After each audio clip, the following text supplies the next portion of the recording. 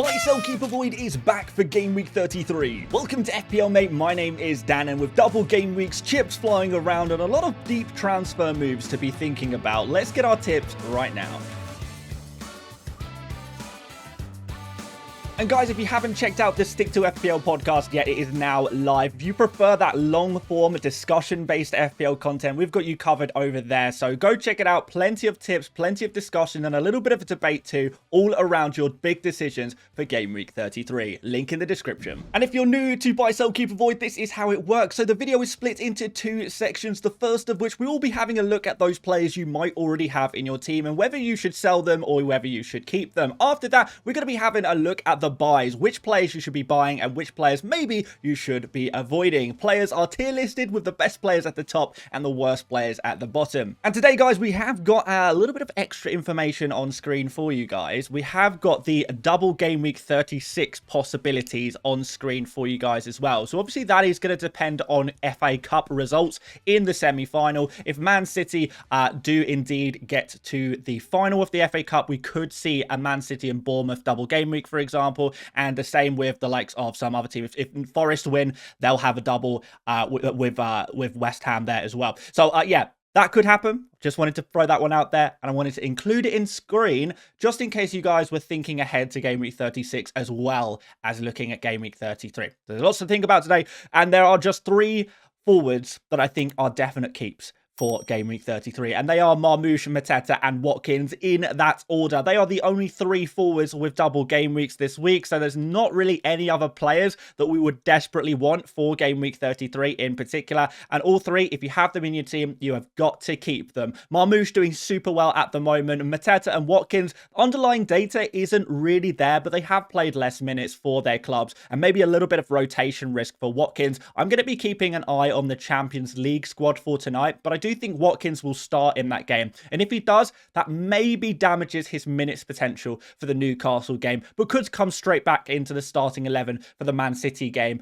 as the second fixture of Game Week 33. But overall, for Watkins, I am expecting him to play at least some part in both games. We see that a lot from these Aston Villa forwards. Attackers, they do get some minutes even if they are on the bench, and you know, 90, 100, 110, 120 minutes, something like that, is a very decent amount for a player of the quality of Watkins. So these are players I would not be selling. I'm sure not many of you guys are thinking about selling these players anyway, so I think we can move on to the monitor section. And Isak is going to be a very high monitor for me. I actually don't think he is a must-sell player at all, particularly if you are not free hitting in Game Week 34, because he does have that Ipswich fixture. But even if you are free hitting in Game Week 34, and whilst I have to admit, the fixtures from Game Week 35 onwards aren't really great for Newcastle, still do think he could be worth keeping, considering he is one of the best FPL assets in the game and has been consistently all season. Now, a little drop in form over the last couple of weeks with just 1 goal and 1 assist, but it seems like the balls have just kind of not been falling for him, and I think that will quickly pick up again. He's maybe been a bit unfortunate to not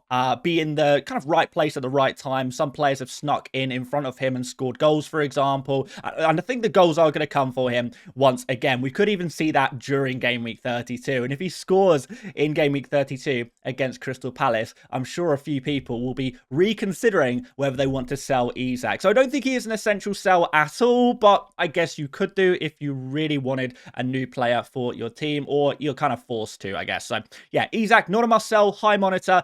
He is not quite a keep either. You could sell him, but I don't think it is anywhere near essential. After that, we've got some various other players.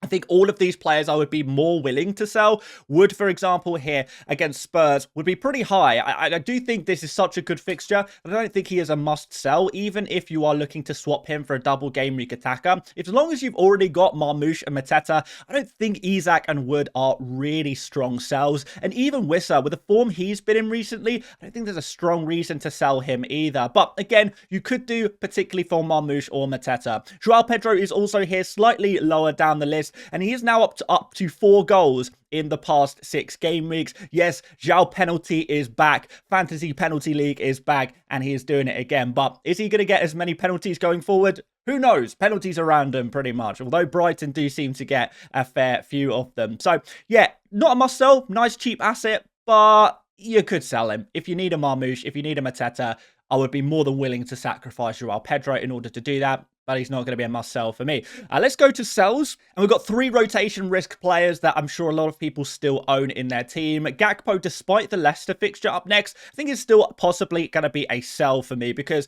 he's just not been starting games recently. It seems that Liverpool have kind of chosen their front 3 at the moment, and unless fixtures start to pile up, which they're not going to because Liverpool aren't in any competitions other than the Premier League anymore, and they're not going to get any double game weeks either. You imagine that, Jota, Diaz and Salah are going to be the front 3 for most games for Liverpool until the end of the season. So Gakpo's super rotation risk. I don't think we can just expect him to come back into the starting 11, but I guess it's possible. I don't know. I don't think I want to play that game, to be honest. Raul Jimenez also with some rotation risk recently, with Muniz starting ahead of him. And even off the bench, Raul doesn't seem to be doing too much damage. And Beto has fallen out of favour a little bit now as well. 6 games now without a goal for him. And with more Everton strikers now available, Broja and Chamiti, Calvert-Lewin maybe back at some point too, then Beto is seeing his minutes reduced. And with the poor form he's in, the bad fixtures ahead of him with Man City and Chelsea away, I think he is a definite sell for me. Into midfield, and Salah is our first keep against Leicester up next. And no matter how bad you might think Salah might be right now, believe me, Leicester are worse. And actually, Salah, really nice assist last week in game week 32 against West Ham. I was pretty impressed by that one. He still clearly has a decent amount of creativity, and that's been proven all season. Goals from open play, maybe not coming his way as often, but a penalty changes everything. And Leicester obviously conceding penalty to Brighton last week. You could be Salah is the beneficiary of this really nice fixture next. It seems like everyone is getting points against Leicester right now, and Salah plays them next. So, yeah, even at that price tag, even with no double game week, I still think he is an essential part of your team. And Ismaila Sarr is going to be in second here. Some people disappointed with recent results. Obviously, his goals were maybe a few weeks ago, maybe even like a month ago now. It seems like a long time, but been playing pretty well. And I think from a tactical point of view, this double game week kind of works for him because he's going to be up against 2 high lines, able to play on the counter-attack a little bit here. We saw glimpses of that against Man City where he did play on the counter-attack, got the assist, also had another huge opportunity to score in that Man City game. So I don't think it is game over for Sarr at all. I would definitely be keeping him, and any transfer you make involving selling Sarr is almost guaranteed to be a luxury, pretty much sideways move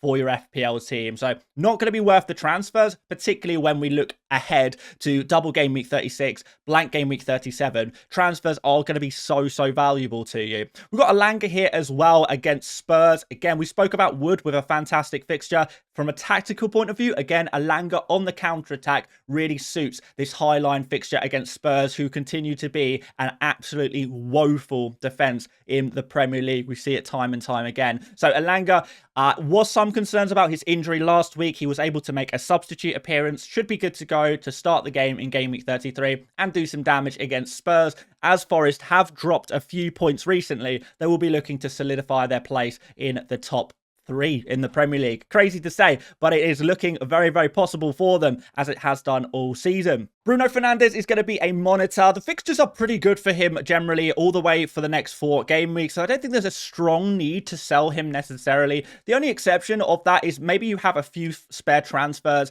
and you don't have enough maybe double game week players. Maybe there's some expensive double game week players you want for game week 33. And selling Fernandes is going to be the only way to kind of fund those kind of moves. In that case, I would be more open to selling Fernandes, but I don't think he is anywhere near being a must sell, even for a double game week player. Particularly if you're picking up a rotation risk double game week player, you might be better off just sticking with Bruno's, to be honest, because he is still the star of the show in this lackluster Manchester United team. And Burmo is slightly lower on the pecking order because the fixtures are not quite as good for him, with Brighton, Forest and Manchester United in the next 3. These are kind of mediocre fixtures, so I think I'll be more open and willing to sell Mbeumo. And Jacob Murphy is going to go even lower still. We saw about Isak the fixtures for Newcastle, they're not really looking great for game week 35 onwards. If you are free hitting in game week 34, I think it might be a smart idea to actually sell Murphy, because whilst he is a really, really nice FPL asset for his price,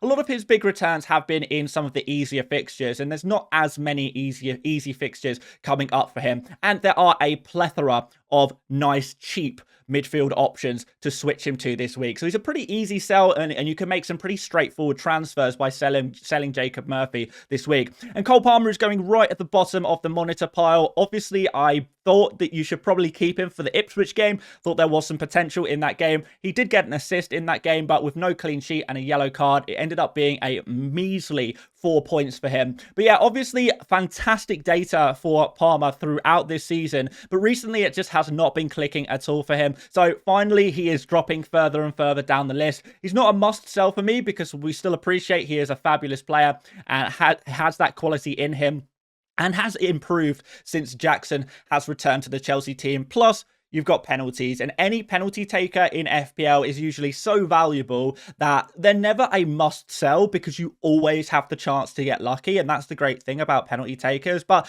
certainly at 10.7 million and with some nice expensive players to get, I would be more willing to sell Palmer than maybe some of the other players on this list. Bruno and Burmo also penalty takers, but with better fixtures and perhaps better form as well. Let's move to sells, and I think there's 3 pretty easy sells this week. Kaoru Mitoma, not sure on his injury status, and I don't think these fixtures are good enough to justify keeping him. He's not exactly set the world alight since a lot of people bought him in maybe a month or so ago. Phil Foden is maybe injured, but even if he's not, super rotation risk, and I think we have to kind of cut the losses on Foden at this point and move him to some of the other options. Thankfully, not just Saka, but De Bruyne has emerged as another expensive midfielder that you could potentially trade Foden to, which is really, really nice. So yeah, Foden is going to be a sell for me here, despite the doubles. We just cannot guarantee his minutes at all. And even if he plays, like, his data has been pretty poor. He's not been putting up the best performances. We have to be totally transparent here.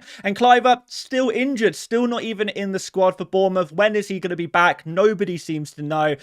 Cut the losses, I think. Next 3 game weeks are pretty rough for him, and even the double game week in game week 36, it will be against Aston Villa and Man City away if it does happen, which again is not exactly the easiest of double game weeks. So maybe Cliver can be parked, put away, and forgotten about until maybe next season, to be totally honest with you guys, or maybe very late in the season for a little punt there. But right now he doesn't seem to be the one, and the injury is maybe helpful in making that decision to remove him for one of the other great cheap midfielders that we have on offer with double game weeks in 33. We'll be having a look at those options very shortly. But before we have a look at the buys, we do need to have a look at the defenders that you might want to keep and also might want to sell. Munoz and Digne are the top of this list, 2 double game week players. Munoz, disappointing so far in game week 32 with a big fat 0-pointer, a bagel, a donut, nothing interesting at all. However, the XG, man, it's the shots he takes, the creativity that he provides. He is an attacker essentially, and against Bournemouth,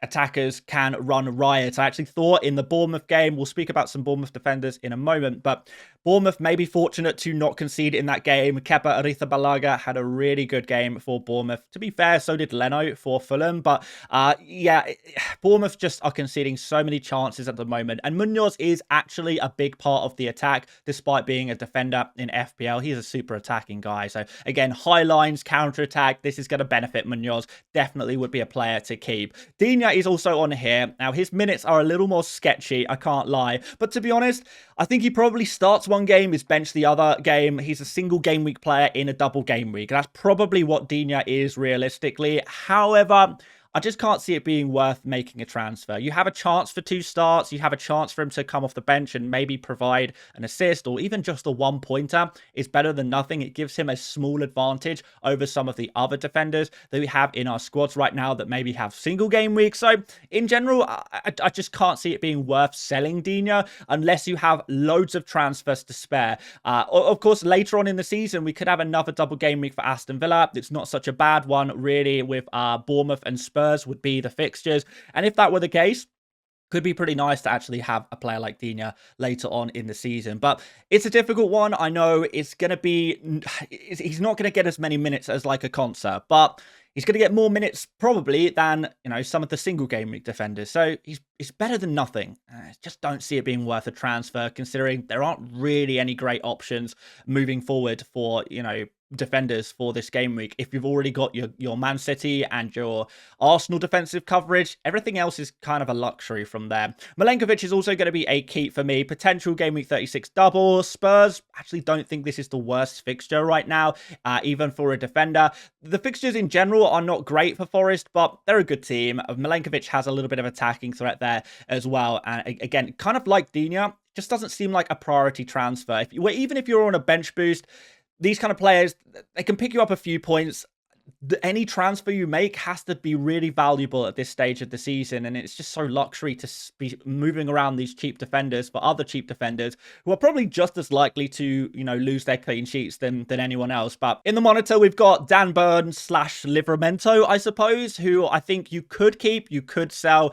Aston Villa away is not easy, and also there's no more double game weeks for Newcastle now in the season. They are done for doubles, particularly if you are on a free hit in game week 34. I would strongly consider selling these players, but if you are not free hitting, maybe there is a stronger argument to keep them. Trippier and Fabian Schär, a little bit more expensive, and therefore a little bit more reason to sell them, because you can move these Newcastle, more expensive Newcastle defenders, maybe to a Gvardiol or a Ruben or a Saliba or someone like that, someone a little bit more expensive that could really benefit your team much more than just switching around cheap defenders. So here's a little bit lower on this list. Even lower still, Kirkes, Robinson, tough games this week. Tough games really for the rest of the season. Well, for the next 4 game weeks for Bournemouth.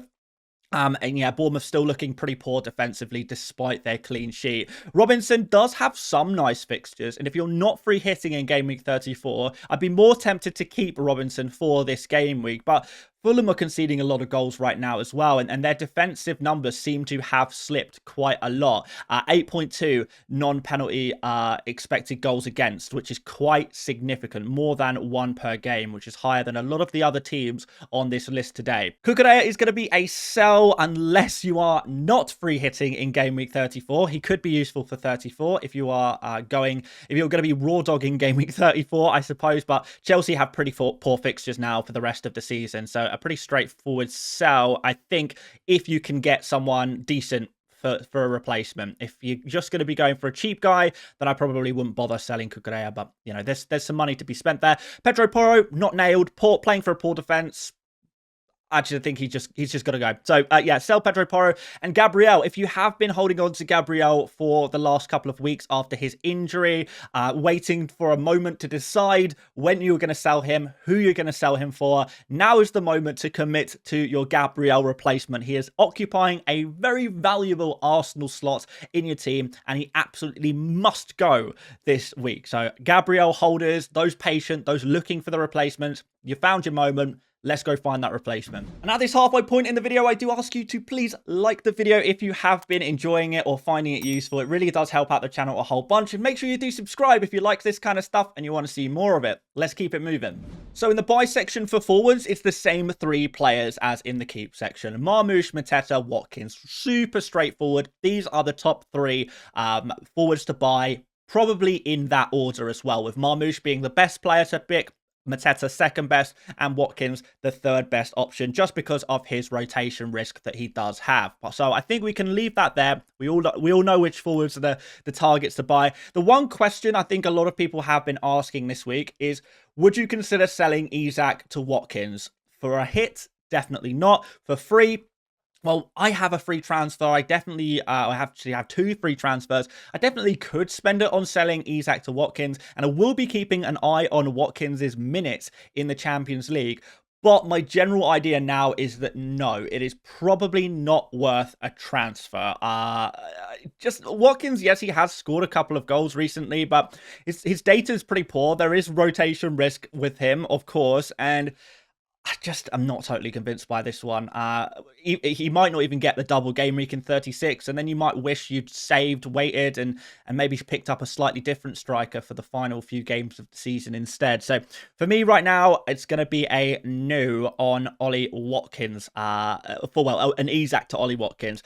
If there are other players you want to sell for Watkins, maybe. If you really want to go for Watkins, again, maybe. I just don't think I would do it personally. But generally, he is a buy. So there you go. In the monitor, we have the Wolves guys. Now, for those of you not on a free hit in Game Week 34, you might be looking for some players who have a nice fixture in Game Week 34, but also maybe have a double in 36. And if Crystal Palace win their FA Cup semi-final against Aston Villa, then Wolves could very well have that double game week in 36. Of course, that would also mean a blank in 37, but it actually looks a little bit nicer for these guys. So Cunha back in action, scoring on his substitute appearance. Strand Larsen's been in very good form as well. I think I do prefer Cunha generally though, despite his higher price tag, because he's just a player that can perform some real magic. And Strand Larsen has been overperforming quite a lot on his data, and I'm not sure how sustainable that will be. Let's see what happens. Next two game weeks are still great opportunities for him against Manchester United and Leicester at home there. Evanilson is also going to be a monitor. Crystal Palace away, not the greatest jumping on point, but he was really unlucky not to score in game week 32, hitting the woodwork, also nearly kind of dribbled around Leno in that game as well to score a goal. So on another situation, another day, he could have hauled in game week 32 all over again. He's in great form right now. The fixtures, though, are not great for Bournemouth, as we've mentioned. Isak, don't think he is a buy, generally speaking. If you already have him, you can definitely keep him, but I don't think you need to buy him necessarily. It's kind of same with, like, Evanilson, for example. Like, you know, these are players you might have in your squad already. You don't really have to sell them unless you haven't got Marmoush or Mateta. You can maybe do a Watkins move, but I think it's pretty luxury in those situations. And avoid Wood, Wissa, and Joao Pedro. And that's mostly because of no double game week in 33 and Wissa, Joao Pedro, no double game week in 36, and even Wood and Forest have a pretty low chance of a game week 36 double, generally speaking. So in that sense, I think I wouldn't be buying these players. If you have them in your squad already, I think they're okay to keep. But yeah, with the double game week players, all of them, surely that's where our focus has got to be. And there are so many in midfield. So we're going to do the midfielders a little bit differently today. Obviously, a lot of people, I always check the stats. Who are the most popular players that people are buying, and I'll take those players and then I'll put them into the tier list. However, this week a lot of people are buying single game week midfielders, and there are so many double game week midfielders that I don't think I would consider buying a single game week midfielder this week. Don't even bother. They are not even making this list. We're not even going to talk about them. There are too many options that have double game week, quite frankly. So all of our midfielders today on Buy, Sell, Keep, Avoid in this Buy, Avoid category are going to be double game week midfielders, and we're going to try and go through as many as we can in this video. So Morgan Rogers, number one. What can I say? Bang for your buck, the best pick. We know that. 5.6 million, super cheap. Probably the most nailed on Aston Villa attacker. Of course, there's always a chance of rotation, but Morgan Rogers seems to be proving that theory very, very wrong. He's also in fabulous form right now with 2 goals and 3 assists in the last 5 games. His underlying data, yes, he is overperforming on that, but he's done that all season. And when you're in confidence, when you're in a good moment, you can get results even in tough, with lower amounts of chances, I guess. You'll make the most of the opportunities that you do have. Newcastle and Man City, the fixtures, they're not the best, but these are 2 teams that can concede goals, particularly Newcastle at home, and Man City can concede goals as well. Maybe on the counter-attack, Rodgers could be a big part of that. We've seen him do some damage in those scenarios before. And then after that, we've got the expensive guys, the potential captains for this game week, really, alongside maybe Marmoush and Mateta. We've got Saka and De Bruyne. You guys thinking about buying these players and captaining them? I'm sure a few of you are. So, Saka, we've got here. No starts yet in the Premier League since his return to injury. But as he builds fitness, as he builds minutes, he will at some point become that guy who plays every game for Arsenal once again. Is that going to happen this game week? Maybe, maybe not. I don't think Saka is guaranteed 2 starts at all. But 1 start and 1 benching, maybe one 70 minutes, 1 30-minute appearance. That is good enough for me. That is more than enough time for him to do some damage, because you can see even in his limited minutes, he's had over 1 XG and 0.35 XA as well. He's looked really creative. He looks direct. Penalty taker as well. And the fixtures are really good for Arsenal. Ipswich away, Crystal Palace at home. 2 huge opportunities for getting some goals. So Saka in general, I think is a really, really nice pick if you can afford to go for him. But some of you guys may be between Saka and De Bruyne. Now for me, I'm Team Saka. Maybe that's some Arsenal bias shining through, but I actually think De Bruyne's minutes potential is worse than Saka's, because while Saka has a nice break during Game Week 34, Man City actually have their FA Cup semi-final at that time. So Saka, after the Champions League game is complete, there will be one game at the weekend, one game at the midweek. For De Bruyne, it is one game at the weekend, one in the midweek, and then another the following weekend. So pretty tough there, and it could mean that De Bruyne gets maybe a rest in the Aston Villa at home game. And Everton away, it's not exactly the easiest fixture if you are an attacking player. So generally, love De Bruyne, high upside player, can always produce magical moments in the Premier League and elsewhere. However, I think Saka just edges it for me out of these two pretty expensive rotation risk players. Generally, I think both of these players will have enough minutes to make them worthwhile, but I don't think you can guarantee 2 starts from these players, unfortunately. So let's move on into some some more nailed on players and some more rotation risk guys, because there seems to be a few with double game weeks this week. Eze is our safe guy, and I'll kind of include Ismaila Sarr maybe in the same category as Eze. We probably put Eze just above Sarr at the moment because of most recent form. But yeah, Eze, goal disallowed at the weekend. A little bit unfortunate there. Looks really good, looks really sharp at the moment. Counter-attacking opportunities against Bournemouth and Arsenal are going to be rife. And he has had 1.74 XG in the past 5 games. Only 1 goal from that, so it is an underperformance. He has been overperforming on his creativity and his assists, however, so maybe a bit fortunate on the assists, bit unfortunate on the goals, but generally a really good pick for 6.9 million and really good for minutes.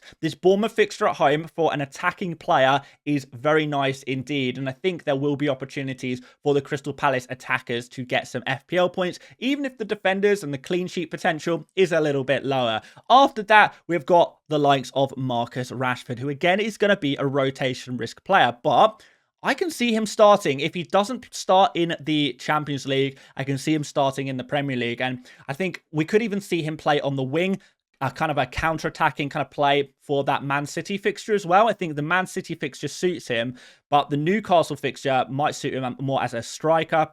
So I think we can genuinely see, as long as Rashford doesn't start in the Champions League tonight, I think I can genuinely see Rashford getting 2 starts. I think it's actually maybe even more likely to get 2 starts than the likes of Saka and De Bruyne, but nowhere near as likely as the likes of Rodgers and Eze. But still, a player like Rashford and what he offers for your FPL team for the price, the high upside that he does have, I think, again, 100 minutes. If he gets 100 minutes across the double game week, that's going to be good enough. That is going to be enough minutes for him to get the FPL points. Now, of course, we also know that Rashford is the penalty taker for Aston Villa. He wasn't on the pitch when Asensio took the 2 penalties last week, but it has been announced officially that Rashford is the penalty taker for Aston Villa. So again, in a double game week, that is extra opportunities for penalty takers. We speak about being super useful in FPL. Rashford is that guy. He is the penalty taker for Aston Villa. So if you want to pick up penalty takers, we're looking at Saka. We're looking at probably Mateta or maybe Eze for Crystal Palace. For Man City, probably Marmoush, maybe De Bruyne, but probably Marmoush. But then for Aston Villa, it's Rashford, as long as he's on the pitch. After that, who knows who's going to be the penalty taker? Asensio, Watkins, Tielemans. There's a whole bunch of different options. Savinho, slight rotation risk because he is only just returning from an injury that we didn't know he had. That's why he's not been starting recently, but definitely not a player to sell, because I know some people are thinking about selling him. I expect him back into the starting 11 in the double game week. I don't think he's guaranteed 2 starts, but like Rashford, I think there is a good chance of 2 starts for him. There's no real strong reason why Savinho would not start both of these games, other than maybe being saved for the FA Cup tie against Nottingham Forest. But again, I'm not sure if Savinho would be suited to that Forest game necessarily. I guess we'll have to wait and see. But Savinho has been putting up some good numbers. Unlucky to have not scored in recent game weeks, but I think we can move on to Merino. He's going to be bottom of the monitor list. I think he'll play 1 game at striker, 1 game in midfield for Arsenal. hopefully you get the forward game against Ipswich. That would be the most useful one, but I don't think that is guaranteed. But Merino as a striker for Arsenal is pretty useful indeed. The problem with Merino is that he does take up a valuable Arsenal slot. And if you're saying you want Saka and you want double Arsenal defense, there's maybe not room for Merino in your team. But if you're happy to budge on that one, maybe don't go for Saka, maybe just go for one Arsenal defender / goalkeeper, then maybe there is a place for Merino for you. So he is definitely an option, but the fact that he does take up a valuable Arsenal slot does drop him down in the pecking order for this buy, sell, keep, avoid video. And in the avoid, we're going to put Asensio, we're going to put Trossard, and we're going to put Rice in here. I think out of the Aston Villa midfielders, I think we just prefer Rodgers and Rashford at this moment. Asensio is probably a little bit worse for minutes than even Rashford. And yeah, I don't think he'll be taking any more penalties. Of course, his underlying numbers have been massively inflated by the 2 penalties that he missed last game week. So not even putting up particularly crazy numbers in real terms. Limited minutes. And the problem is, I think, with Asensio is that even if he is benched, he doesn't even seem to be guaranteed a bench appearance, which is slightly different to the likes of Rashford or maybe Watkins, who even if they're benched, you probably think they are going to come off the bench at some point and play in that game. So yeah, Asensio is a difficult one. Again, none of these players are sells. You keep all of these players because they have double game weeks and because they're all players with decent chances for at least some minutes. But it's just a case of which ones do you buy. And Asensio for me is not the one. Trossard, with Saka, Martinelli, Merino, all options, and maybe even Nwaneri, I think the likes of Trossard and Martinelli, they are a little bit riskier for minutes than some of the others. And whilst you might say Saka is in a similar boat, Saka's upside, Saka's potential when he is on the pitch is so much higher than a Trossard or a Martinelli that I think it justifies it in Saka's case. But to use one of your Arsenal slots on a rotation risk, lower upside kind of attacker is maybe not the one. Rice is also going to be bottom of this list. I know he has been the Arsenal hero of the Champions League, but generally he's not been an amazing FPL pick this season. And I think, Arsenal slots, like I say, they are valuable. Are we really going to spend one on Rice? For me, it's not the one. Defenders next. Saliba is top of the defenders list for obvious reasons.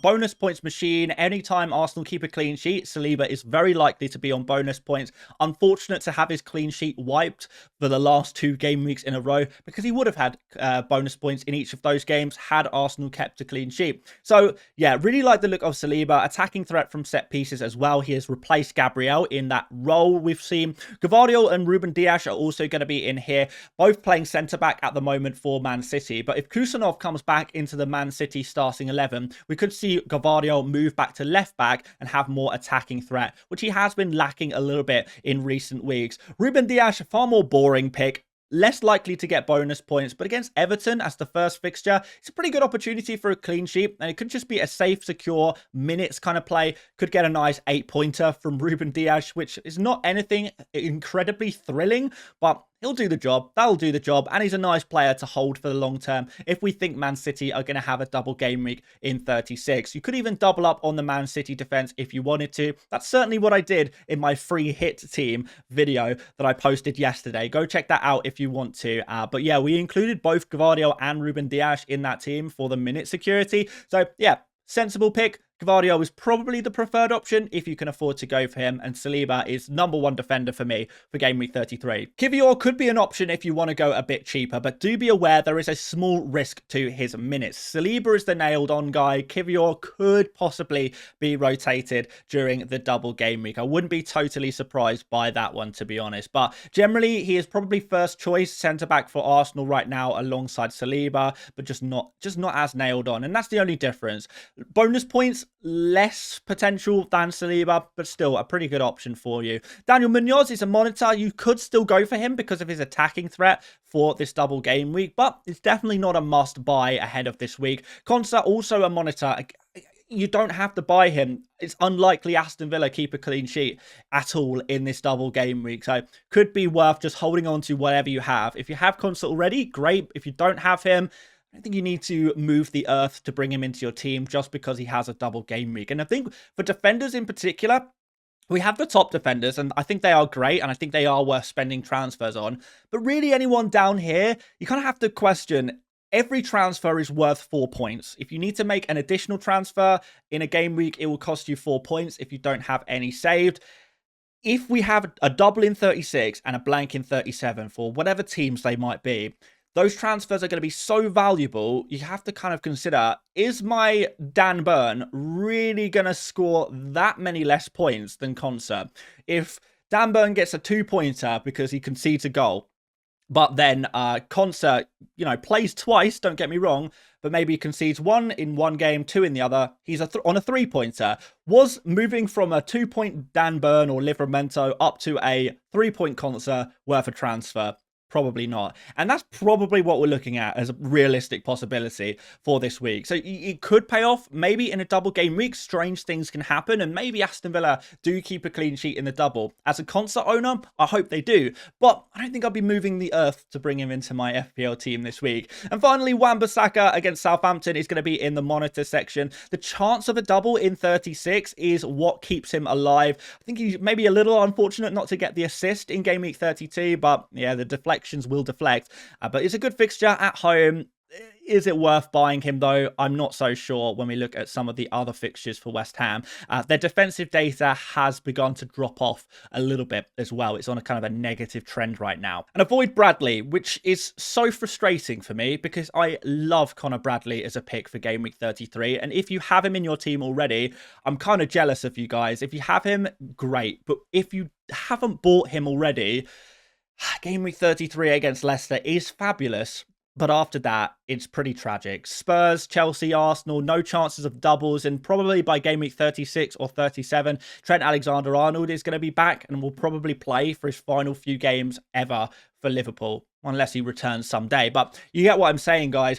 Bradley is such a short-term pick. If you're free hitting in game week 34, particularly, you're essentially just buying him for the Leicester game. You will bench him or sell him before he gets a single other minute for your FPL team. So I don't think I would buy him at this point, even though I love him for game week 33. Virgil's similar situation. I do prefer Bradley at 2 million cheaper almost, and more attacking threat from Connor Bradley as well as a right back. Virgil van Dijk is just a knee-jerk kind of player. Yes, he scored last game week from 0.18 XG, but how many shots has he taken over the last 6 game weeks? Like 2 or 3. It is a bit of a one-off. And Leicester, despite how bad they are, they're not actually a team that typically concedes too many chances from set pieces. So yeah, I don't think this is actually a game really to target set piece threats, even if you do think Virgil is one, which he hasn't really massively been this season, to be totally honest. And Timber is the other player in the avoid section here, nestled between the two Liverpool boys. I think it's just too much rotation risk with Ben White kind of lurking at the moment. So we'll see what happens there. But for the money you spend, I think Kivior is slightly more nailed on than Timber. So if you're buying a new defender for your team, I think you just go for Kivior. But would I sell Timber? No, I would keep him. Take the chance on 2 starts. There's definitely a possibility. But if I'm buying new, I prefer definitely Saliba, possibly Kivior as well there. So we've got to do goalkeepers, we've got to do managers. So goalkeepers here, Henderson, if you have him, you keep him for Bournemouth and Arsenal. It's a good couple of fixtures. And even if you're on bench boost and you're bench boosting a Sells, I think that's absolutely fine for this Spurs game. They should concede shots. We know Sells makes a lot of saves as well. And I think both Henderson and Sells will clock up a decent amount of saves during the double game week. So I think they're fine to keep. Pickford is going to be a sell. Tough fixtures, no doubles. Fabianski, particularly if you're bench boosting, you're going to need that second goalkeeper in your squad. So Fabianski will be a sell, considering he is not starting any games and hasn't done for months. In the buy section, Raya and Martinez, probably the best 2 choices for a goalkeeper for this game week. I would say with save potential and possible doubles and decent fixtures into the future as well for Aston Villa. Sells and Pickford, despite Sells being a keep, I wouldn't buy him, and Pickford is not just a sell, but he's also an avoid there as well. Let's do the managers. So if you have Glasner or Emery in your team already as your manager, I would not be moving them on. Just keep them. Not going to be worth the transfer most likely because they both have double game weeks and have some possible table bonus here with Glasner against Arsenal, which could be quite nice. Emery not so much. So maybe you are considering making a move here, but It's fine. I think it's fine to keep Emery. I don't think he's a must-sell player. Manager, really. If you have slots or however, I would be moving these kind of guys on. Maybe to an Arteta or Guardiola. No table bonus for either of these guys, but they have the best projections for points for this game week among all of the managers. Arteta in particular, against Ipswich and Crystal Palace. We've got clean sheet opportunities and goal opportunities there in each of these games. Guardiola, maybe it's going to be decent as well. It's kind of maybe risky going for an Arteta in a way, because it means that you use up one of your Arsenal slots. And if you have like Marmoush and Gvardiol in your team and you don't really know which other Man City player to pick up, it could be just Guardiola is the answer to that third Man City slot. So definitely still one to consider, even though Arteta's points projections are slightly higher. And avoid Slot and Howe. Yeah, same guys again there. Some people are putting them into their FPL teams right now. Yeah, don't go for a double game week manager. That's the play this week. So there we go. Those are all of the players, all of the managers. This is maybe the longest ever buy, sell, keep, avoid video in the 4-year history of the series, which is crazy, but so much to talk about. So many double game weeks. This is what happens when all of the fixtures seem to land in one week. So much to talk about this week, but hopefully, guys, this has been a good, enjoyable watch, even though it's been a bit of a long one. Let me know what you think about the slightly longer videos. And if there's somehow any players we didn't talk about today, let me know in the comment section and we will give them a rating. Are they a buy, a sell, a keep, or an avoid? In the comments. Let's go, guys. But thanks for watching today, guys. If you enjoyed, drop a like, do subscribe if you're new around here. Check out the Stick to FPL podcast. Give it a search or use the link in the description if you would prefer to do it that way. And I will see you tomorrow for our 100 experts videos. See you later, mate. Bye-bye.